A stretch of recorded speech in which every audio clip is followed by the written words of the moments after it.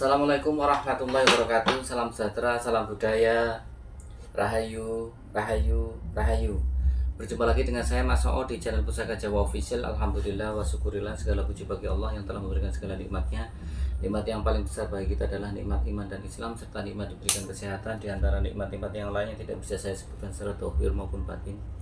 Salam salam semoga selalu tercurah kepada junjungan Nabi besar kita Nabi Muhammad SAW serta keluarganya, sahabatnya, serta pengikutnya ila yaumil akhir. Allahumma ja'alna minhum. Semoga kita semua digolongkan umat Rasulullah SAW dan mendapatkan syafaat dari beliau kelak di akhirat nanti.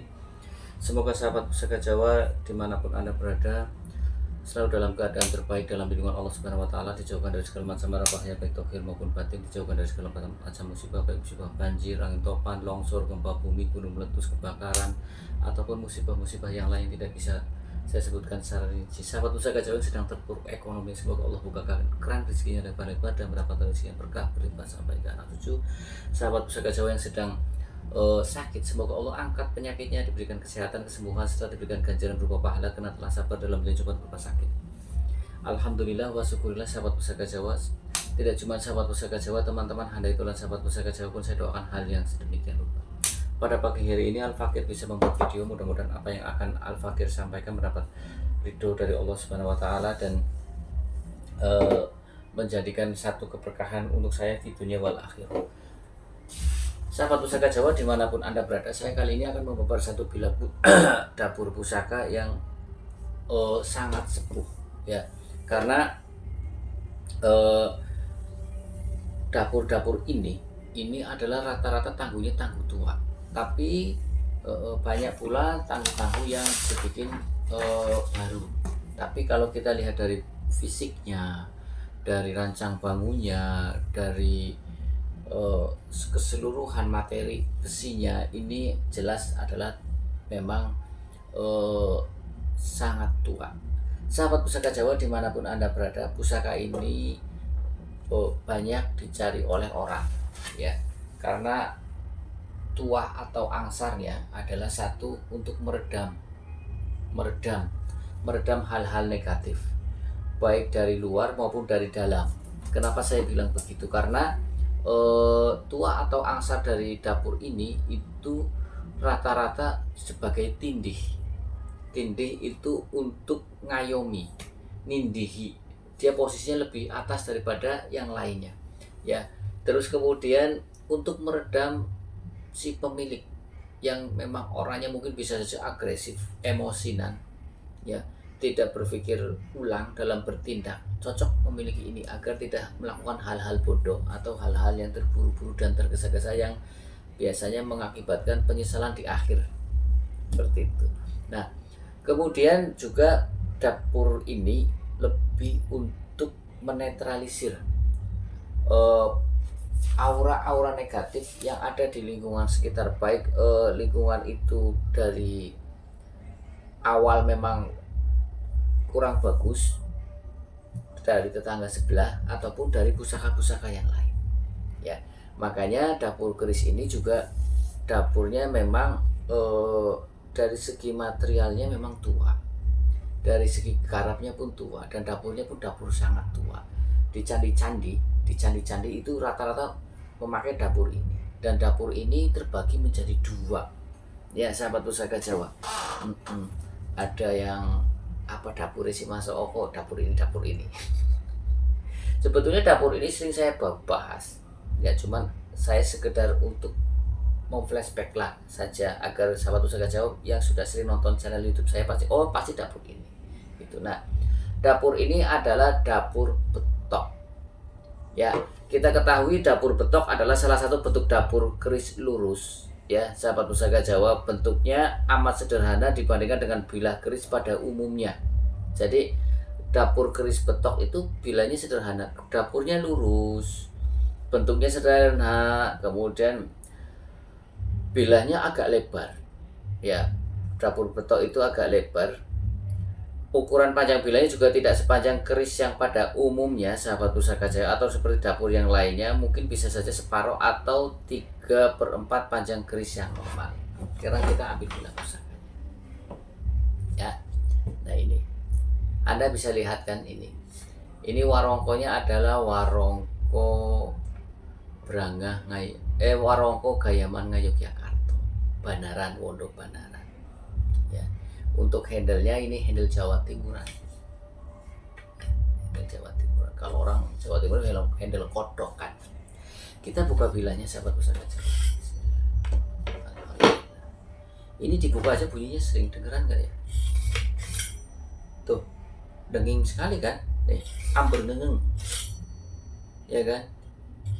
Ini, tapi ini memang dari jenis besinya pun jenis besi yang spesial, sahabat pusaka Jawa. Ya, sekarang kita kedepankan ke kamera biar sahabat pusaka Jawa tahu bahwasanya ciri-ciri dari dapur betok ya adalah bilanya yang lurus dan sangat sederhana ya. Kemudian panjang lebar bilanya pun agak lebar. Ya, gandiknya lugas. Pejetannya dangkal, tidak terlalu dalam, sahabat pusaka Jawa. Kemudian tidak ada ricikan yang lainnya. Betok itu terbagi menjadi dua, sahabat pusaka Jawa. Ada betok brojol dan betok jalak. Seperti itu, ya. Dan dapur betok itu rata-rata yang berasal dari Kabudan juga banyak, ya. Artinya betok berera Kabudan. Pada era Kabudan, bahasa Kabudan apa di mana zaman Buddha, banyak penduduk Nusantara beragama Buddha, ya.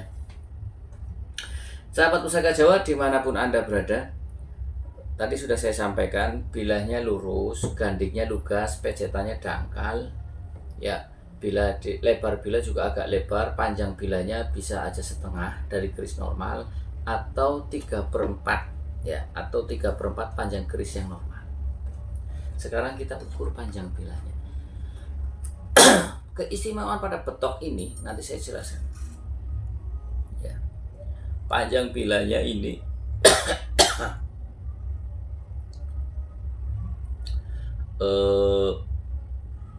18 cm, sahabat pusaka Jawa. Min plusnya 18 cm panjang bilanya. Ya. Kemudian untuk lebar bilah bagian atas ini 2 cm lebih. Yang istimewa di bagian tengah sini bengkek. Nah, bengkek. Set. Biasanya betok pada umumnya kan tidak bengkek. Ini bengkek. Ya, ini bengkek. Agak ramping di bawahnya, di sini agak ramping, sini gede lagi. Ya. Nah, ini. Kemudian ini memakai gonjo iras. Saya sebutkan bahwasanya memang kalau untuk dapur-dapur yang sangat sepuh rata-rata memakai gonjo iras. Ya, rata-rata. Oke. Kemudian kita lihat pucukan bilanya. Pucukan bilanya adalah Anggapa Kopo. Karena jarang untuk dapur betok itu yujen. Ya, karena apa? Karena bilanya yang tidak terlalu panjang, kemudian juga lebar bilanya agak lebar. Kalau dikasih yujen kan lucu, jadi dibentuklah ujungnya agak begini, nggak begitu lancip, menyesuaikan dengan lebar bila, ya. Kemudian kita ukur gonjonya, panjang gonjonya ini 4 cm, min plusnya 4 cm, ya. Min plusnya 4 cm. Untuk panjang gandiknya 2 cm. Jadi antara gandik dengan gonjo itu separuhnya. Gandiknya separuh daripada panjang gonjonya, agar tidak kebanting. Nah, kalau untuk pejetannya ini adalah pejetan atau berumbangan bata rubuh. Ya, kita ketahui pejetan atau berumbangan ada 2, bata rubuh dan adek bata. Oke, sekarang kita bahas tentang pamornya. Pamornya di sini cukup istimewa, sahabat pusaka Jawa. Di sini ada 2 pamor. Ya, ada 2 pamor, yaitu dua-duanya pamor lumah. Tapi yang satunya pamor tiban. Pamor tiban yang banyak dicari oleh orang. Kenapa kok banyak dicari oleh orang? Ya, oke, nanti saya jelaskan secara rincinya ya. Sahabat pusaka Jawa dimanapun Anda berada, saya kedepankan ke kamera, saya dekatkan. Di sini, ya, karena memang saking tuanya dapur keris ini, ya, ini sebetulnya kalau kita cermati lebih teliti, ini adalah pamor Wosuta. Tapi di bagian sor-soran di sini ada pamor tumpuk bolak-balik sini. Ya, pamor tumpuk itu bentuknya kadang seperti garis-garis, dan pamor tumpuk ini, sahabat pusaka Jawa, pamor tumpuk ini ada dua, yaitu pamor tumpuk yang rekan dan pamor tumpuk yang melumah. Pamor tumpuk yang miring dan pamor tumpuk yang melumah. Pamor tumpuk yang rekan dan ada pamor tumpuk yang tiban. Saya babar tentang pamor tumpuk dulu ya, karena saya tadi udah bahas pamor tumpuk. Kalau pamor wasuta kita udah sering babar, nanti tak babar lagi. Oke. Jadi pamor tumpuk itu ada dua, yaitu pamor tumpuk yang miring dan pamor tumpuk yang melumah.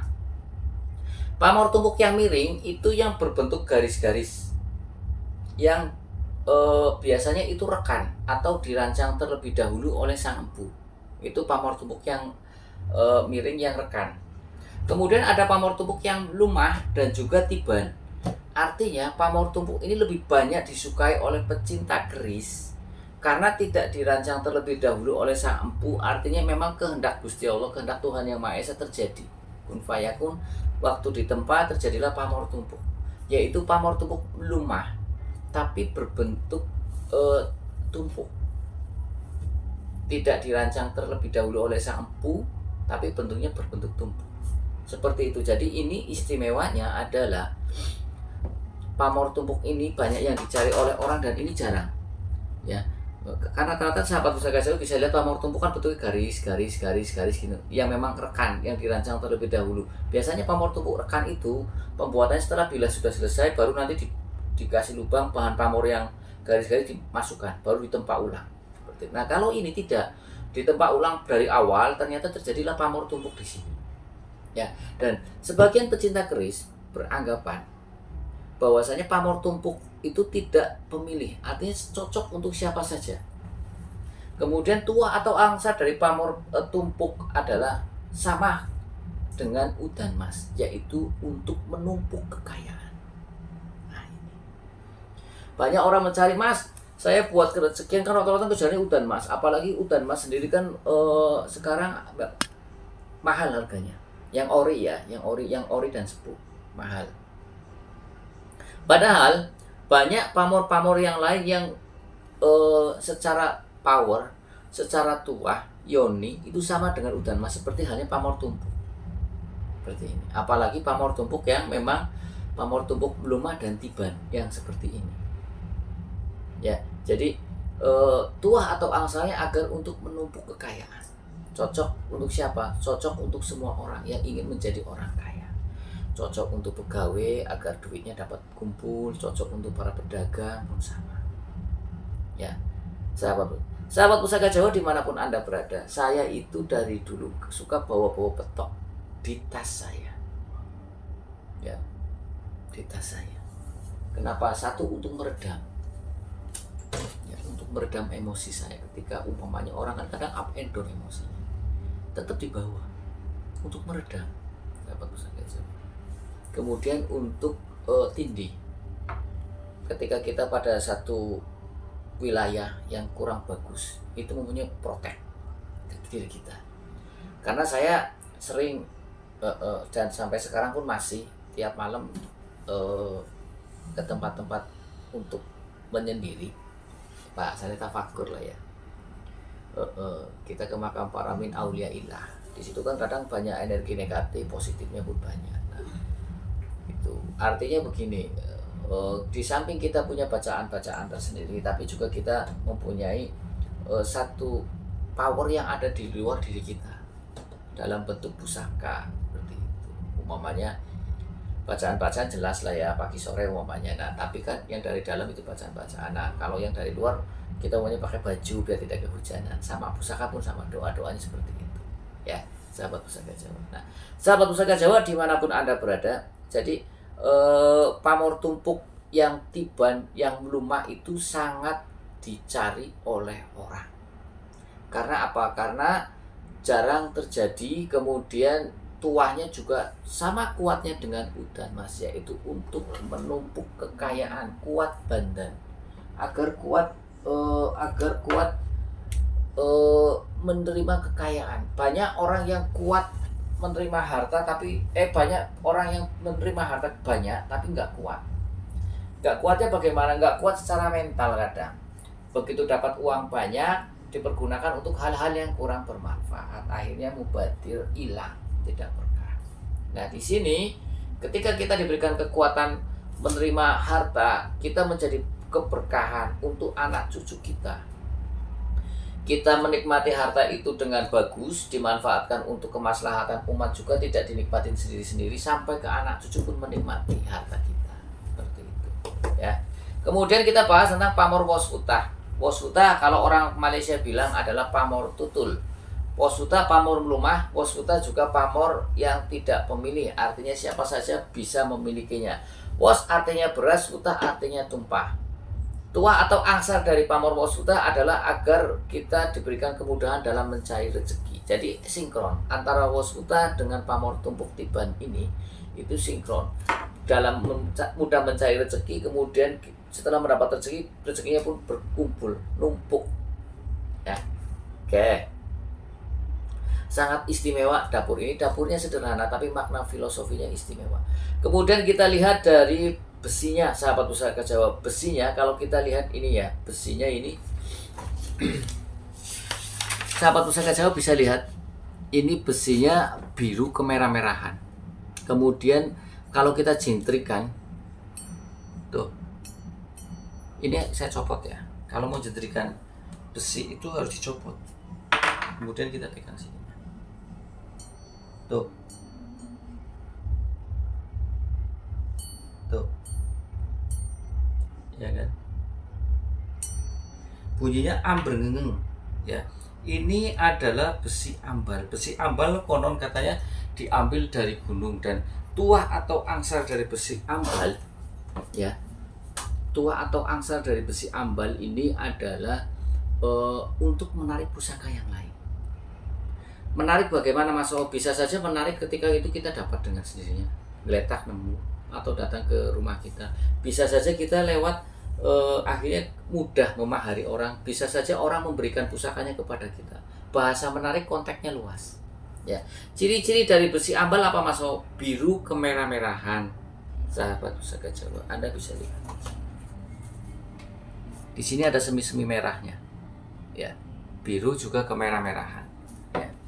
Sahabat pusaka Jawa dimanapun Anda berada, makna filosofi dari dapur lurus adalah agar kita punya keteguhan hati dan kekuatan iman. Jadi ketika kita punya dapur-dapur lurus, mudah-mudahan kita menjadi ingat bahwasanya kita hidup itu selalu berpegang teguh kepada prinsip-prinsip, norma-norma agama dan juga kenegaraan. Jangan lepas dari itu. Kalau kita pengen selamat di dunia dan di akhirat, ya sahabat pusaka Jawa dimanapun Anda berada. Tadi saya sampaikan betok brojol. Makna filosofi dari betok brojol. Brojol artinya sesuatu yang keluar, atau segala sesuatu kita dimudahkan. Kita hidup di dunia ini pasti nggak baringan, nggak tidur, nggak keluar rumah, nggak di dalam rumah, ketemu masalah. Ya, entah masalah dari diri kita sendiri maupun dari orang lain. Nah, besar harapannya agar kita bisa melampaui segala permasalahan itu dengan baik. Jalan keluar yang terbaik, seperti itu. Jadi kenapa kok orang tua dulu lebih fokus kepada banyak memiliki keris-keris betok brojol atau keris brojol kan banyak ya. Nah, sedangkan kalau betok brojol itu lebih tua lagi daripada keris brojol. Kenapa? Karena ini tangguhnya tangguh kabudan, sahabat pusaka Jawa, ya. Tangguhnya tangguh kabudan. Nah, sahabat pusaka Jawa dimanapun Anda berada, untuk keris-keris tangguh kabudan itu rata-rata biasanya ya, besinya itu pamor itu sudah menyatu dengan besi, ya, pamornya menyatu, dan biasanya agak lamat-lamat atau samar-samar, tidak begitu tegas, seperti itu. Sahabat pusaka Jawa dimanapun Anda berada, kalau kita rangkum makna filosofi dari dapur keris betok brojol ini, besar harapan dari sang empu maupun sang pemesan awal keris ini agar orang itu punya keteguhan hati dan kekuatan iman dengan lambang keris lurus. Kemudian dengan lambang pamor wasutah agar dia mudah mencari rezeki dan diberikan ketentraman dalam berkeluarga, itu wasutah. Kemudian juga dengan lambang pamor tumpuk yang tiban ini agar dia bisa menumpuk harta menjadi orang yang kaya. Kemudian dengan besi ambal, ya, dengan besi ambal ini berarti agar bisa menarik pusaka yang lain. Sugi sudah kaya, keluarganya tentram, cari rezekinya mudah, pusakanya pun bertambah. Ya, seperti itu. Karena kalau kita bahasa mengkoleksi pusaka itu kan bahasanya ngalap berkait doa ini dari sang empu, karena sang empu menyematkan doa pada bila pusaka tersebut kepada Tuhan Yang Maha Esa, ya, doanya kepada Tuhan Yang Maha Esa, jangan salah, agar mendapatkan manfaat bagi si pemegang pusaka tersebut. Ya, sahabat pusaka Jawa, sahabat pusaka Jawa dimanapun Anda berada, sahabat pusaka Jawa yang baru nonton channel YouTube saya, silahkan pencet tombol subscribe, like, share, and comment. Kemudian pencet tombol notifikasi lonceng untuk mendapatkan video-video terupdate dari saya. Apabila ada salah-salah kata, saya minta maaf. Kesalahan mutlak milik saya, kebenaran milik Allah Subhanahu wa taala. Akhirul kalam. Assalamualaikum warahmatullahi wabarakatuh. Salam sejahtera, salam budaya. Rahayu, rahayu, rahayu. Alhamdulillah.